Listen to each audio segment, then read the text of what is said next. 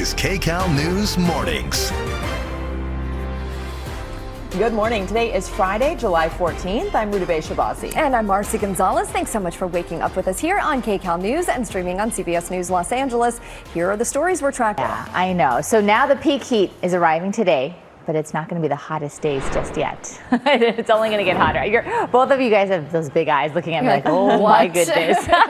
All right, so we just want to remind you, if you're going to walk your four-legged friends or our four-legged friends today, especially in the Inland Empire, you want to do it early or especially later on in the evening because we're talking triple-digit temperatures within the next few hours. All right, so here's a quick look at our afternoon. So afternoon highs, once again, well above average, except near the coast. The coast is where you want to try and go and beat the heat because we're looking at temperatures hitting exactly on the mark. So Oxnard looking at a high today of 78, and then we're talking 104 for Woodland Hills. That's 9 degrees above average. Usually we're in the mid-90s during this time. Fullerton, 6 degrees above average or warmer than normal. Usually we're at 84. We're hitting a high today of 90 degrees. And then for Hemet, you're looking at a high today of 105. This is where we have that excessive heat warning as well, where temperatures normally in Hemet should be in the mid-90s. So that's also 9 degrees above average. And as I mentioned, we're talking hottest temperatures as we head toward the weekend. So just how hot is it going to get? Kalina, I'll have more details coming up a little bit later. Back to you. All right, Amber, thank you. And as we head out the door right now, I'm still watching the incident out on the 60 this morning. This is a signaler.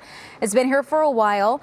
A lot to unpack here. So apparently it's somewhat of a chemical spill as well. Also, it looks like an Amazon truck might have been involved in this one too. At one point, all lanes were stopped and they were trying to do some cleanup. They also have buckets of concrete in lanes as well.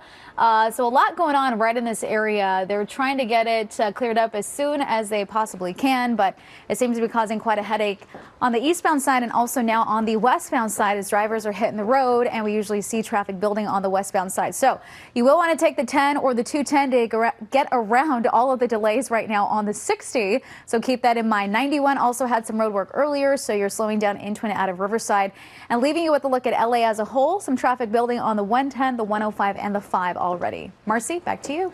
Kalina, thank you. We are following some breaking news right now. A deadly crash investigation is shutting down a major street. Our assignment manager, Mark Lewis, at the desk where we dispatched our breaking news crew. Mark. Yeah, that's right, Marcy. Here at the desk, we found out about this deadly crash this morning and sent our breaking news photographer, Vic Nastasia, right to the scene. Let me take you out to some live pictures that he's showing us right here.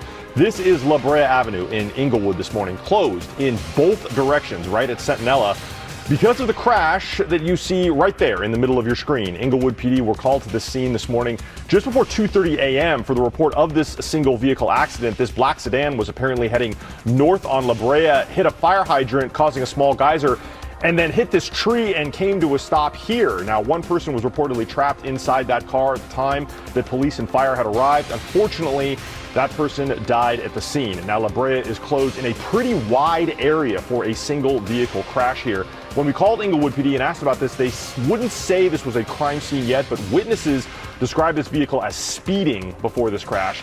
Investigators say that La Brea will stay closed for their investigation, but they don't have an ETA this morning as to when it will reopen. That is the very latest here from the desk. I'll send it back to you.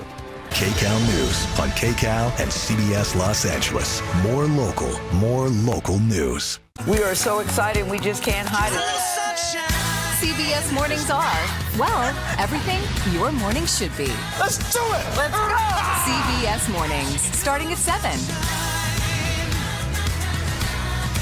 CBS News Los Angeles, your local news, streaming wherever, whenever.